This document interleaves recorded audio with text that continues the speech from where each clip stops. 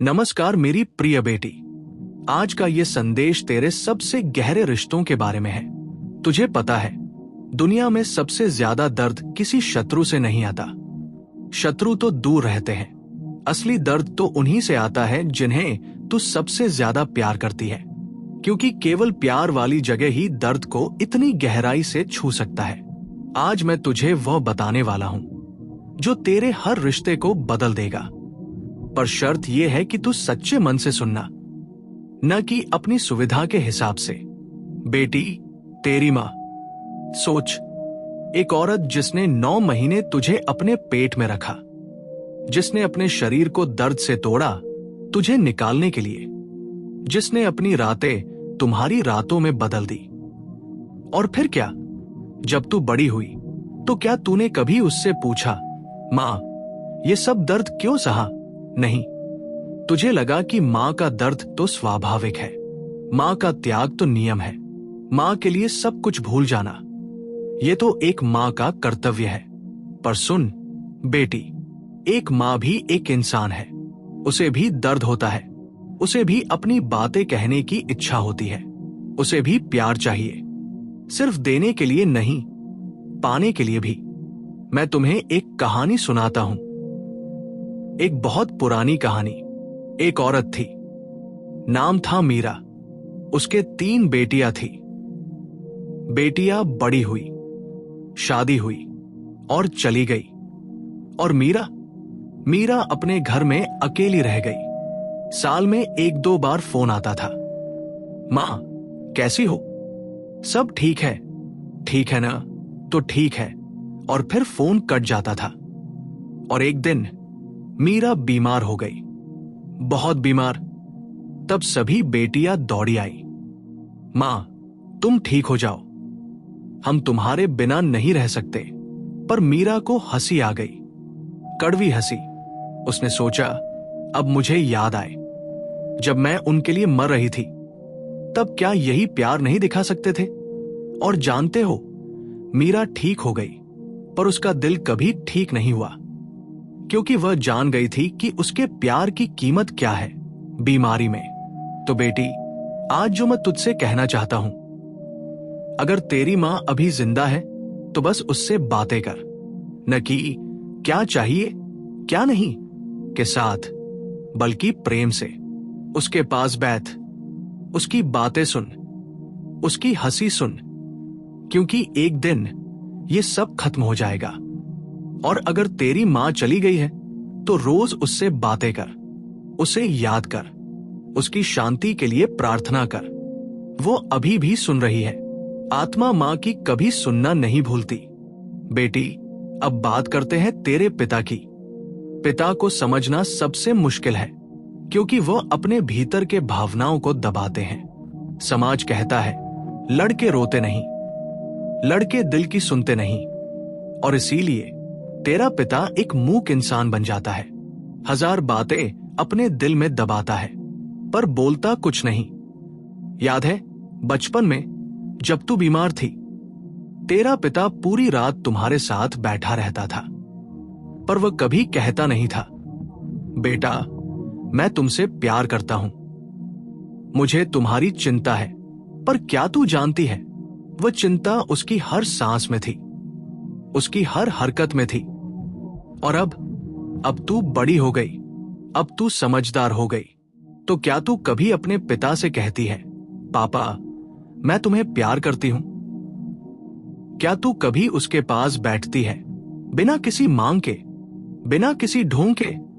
मैं तुम्हें एक सच कहता हूं, हर पिता अपनी बेटी के लिए एक बड़ा सपना देखता है। वह चाहता है कि उसकी बेटी सुख से रहे, उसकी बेटी को कोई दुख न हो। पर वो ये सब कहता नहीं, क्योंकि पिता अपनी बेटी को कमजोर नहीं दिखाना चाहता। पिता चाहता है कि उसकी बेटी मजबूत बने, साहसी बने, निडर बने। तो बेटी, अगर तेरा पिता अभी जिंदा है तो बस उससे कह दे, पापा धन्यवाद, धन्यवाद मेरी हर जरूरत के लिए, धन्यवाद मेरे सपनों के लिए, धन्यवाद बस इसलिए भी कि तुम मेरे पिता हो। बेटी, तेरा भाई, शायद बचपन में वो तुम्हारा सबसे बड़ा शत्रु थे। खिलौने छीनना, तुम्हें परेशान करना, तुम्हें चिढ़ाना, और तुम रो देती थी। पर क्या तू जानती है, बाहर से तुम्हारा भाई तुम्हें परेशान कर रहा था, पर भीतर से वो तुम्हारी हर चीज की कीमत समझता था, क्योंकि तुम उसकी अकेली बहन थी। और जब बड़े हो गए तो भाई कहीं चला गया, शहर में नौकरी या शादी या अपना सपना पूरा करने, और तुम घर में रह गई। अब कभी कभार ही भाई याद आता है, कभी कभार ही फोन आता है, और फिर भाई अब व्यस्त है, अपना जीवन जी रहा है। पर सुन बेटी, भाई चाहे कितना भी दूर हो, चाहे कितना भी व्यस्त हो, वो तुम्हारे लिए हमेशा वही रहेगा जो बचपन में था, तुम्हारा संरक्षक, तुम्हारा रक्षा करने वाला। और तुम्हारी जिम्मेदारी है कि तुम उस रिश्ते को जिंदा रखो, न कि उसे मरने दो। आज ही अपने भाई को फोन कर, कह, भैया मुझे तुम्हारी याद आ गई, कैसे हो, कब आ रहे हो? और सुनो, उसकी खुशी को सुनो। अब बात करते हैं सबसे मुश्किल रिश्ते की, तेरी सास। खैर, मैं जानता हूं कि हर घर में सास एक ही नहीं होती, कई तरह की सास होती है, पर ज्यादातर सास में एक बात आम है, वो अपने बेटे को अपना मानती है, और उसकी बहू तो सिर्फ एक साधन है, बेटे को खुश रखने का एक साधन। और इसीलिए सास के लिए बहू का कोई अपना अस्तित्व नहीं, बहू का अपना शरीर नहीं, अपना समय नहीं, अपनी इच्छा नहीं। बहू घर की सफाई कर, बहू खाना बना, बहू बेटे का ध्यान रख, बहू ये कर, बहू वो कर, और बहू बस करती रहती है, क्योंकि परिवार का नाम, परंपरा का नाम, समाज का नाम। पर सुन बेटी, मैं तुम्हें एक सच कहता हूं, एक सास जो अपनी बहू को दर्द देती है, वो असल में अपने आप को दर्द दे रही है, क्योंकि जब बहू दुखी है तो बेटा भी दुखी है, और जब बेटा दुखी है तो सास को भी शांति नहीं मिलती। पर सास को ये समझ नहीं आता, वह सोचती है बहू को दर्द देना, बेटे का प्यार, क्या यह गलत नहीं है? अब मैं तुम्हें बताता हूं कि इस रिश्ते में तुम्हें क्या करना चाहिए। पहली बात, अगर तेरी सास अच्छी है तो उसकी सेवा कर, सच्चे मन से, क्योंकि वह भी एक औरत है, वह भी अपने जमाने में वही दर्द सहन कर चुकी है। दूसरी बात, अगर तेरी सास बुरी है तो भी उसे दुर्व्यवहार मत कर, पर अपनी सीमा बनाए रख। कह, मां ये मैं नहीं कर सकती, और अपना फैसला रख। तीसरी बात, अपने पति को समझा। कह, आपकी मां महत्वपूर्ण है, पर मैं भी महत्वपूर्ण हूं, और हम दोनों एक साथ खुश रह सकते हैं अगर आप समझदारी से काम लें। अब बात करते हैं तेरी बेटी की। बेटी को देखना, कितनी असहाय होती है, कितनी निर्भर होती है, और अगर उसकी मां तू उसे गलत सीख दे दे तो वो पूरी जिंदगी उसी के साथ चलेगी। मैं तुम्हें बताता हूं कि आजकल की माएं अपनी बेटियों को क्या सिखा रही है। बेटा शादी कर, शादी के बाद सब कुछ ठीक हो जाएगा। बेटा घर की देखभाल कर, बाकी सब कुछ भूल जा। बेटा अपने पति की बात मान, वही तुम्हारा भगवान है।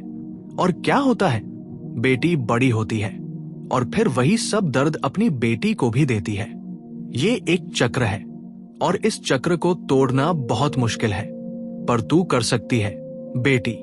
तू अपनी बेटी को सिखा सकती है, बेटा तुम एक व्यक्ति हो, तुम्हारा अपना मन है, अपना सपना है, अपनी पहचान है। बेटा शादी करना ये तुम्हारा चुनाव होना चाहिए, किसी की बाध्यता नहीं। बेटा घर देखना अच्छा है, पर अपने आप को भी देखना, अपनी खुशी को भी।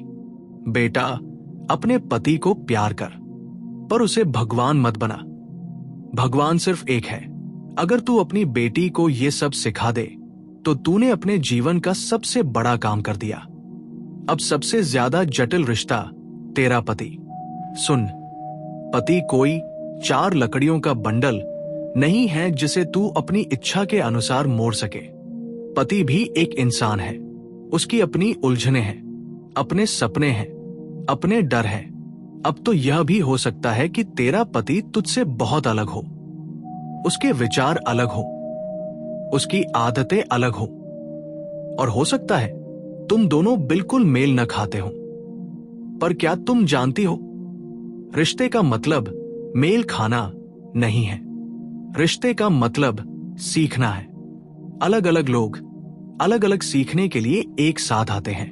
अब तो कुछ पति ऐसे हैं जो अपनी बीवी को मारते हैं, गाली देते हैं, धोखा देते हैं। ऐसी स्थिति में तुम्हें अपने आप को सुरक्षित रखना है।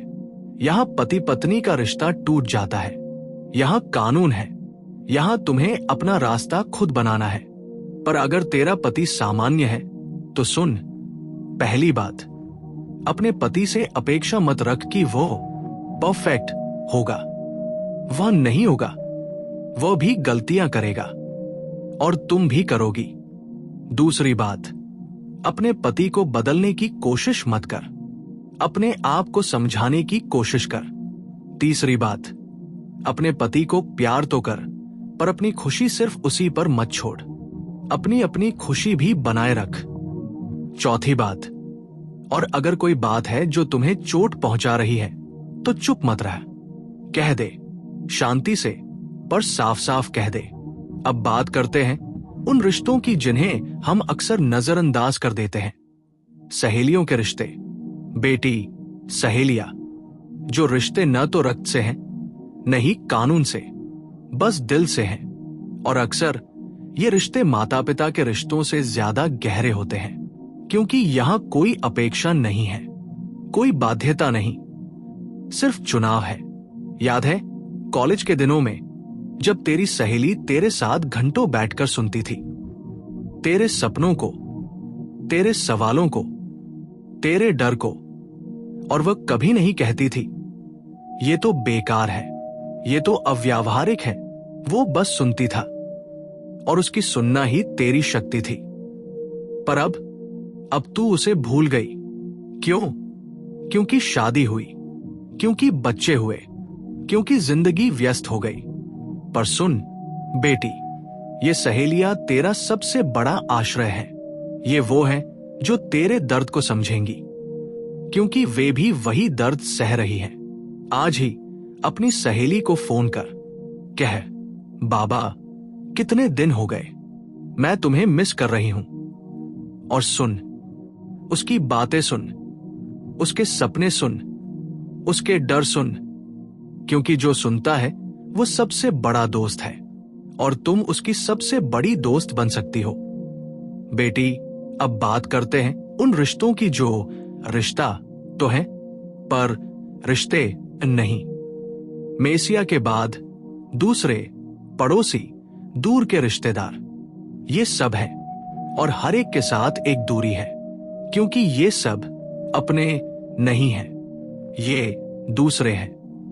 पर क्या तुम जानती हो, कभी कभी ये दूसरे ही तुम्हारे सबसे बड़े सहायक बन जाते हैं, क्योंकि उनके पास कोई अधिकार नहीं है तुम पर, कोई उम्मीद नहीं है, सिर्फ प्यार। मैं तुम्हें एक बहुत अच्छा सूत्र बताता हूं। रिश्ते को मजबूत करना चाहते हो तो थोड़ी सी दया दिखा, थोड़ी सी सहानुभूति दिखा, थोड़ी सी देखभाल दिखा। ये बहुत छोटा सा काम है पर इसका असर बहुत बड़ा है। और अब सबसे महत्वपूर्ण बात, बेटी, तू सब लोगों का ख्याल रखती है, सबसे प्यार करती है, सबको खुश करने की कोशिश करती है। पर क्या तूने कभी अपने साथ भी ऐसा किया? क्या तूने कभी अपने आप से कहा, मैं तुम्हें प्यार करती हूं? असल में तेरा खुद से रिश्ता ही सबसे गहरा और सबसे महत्वपूर्ण है, क्योंकि जब तू अपने आप से प्यार करती है तब तू दूसरों को भी सही प्यार दे सकती है।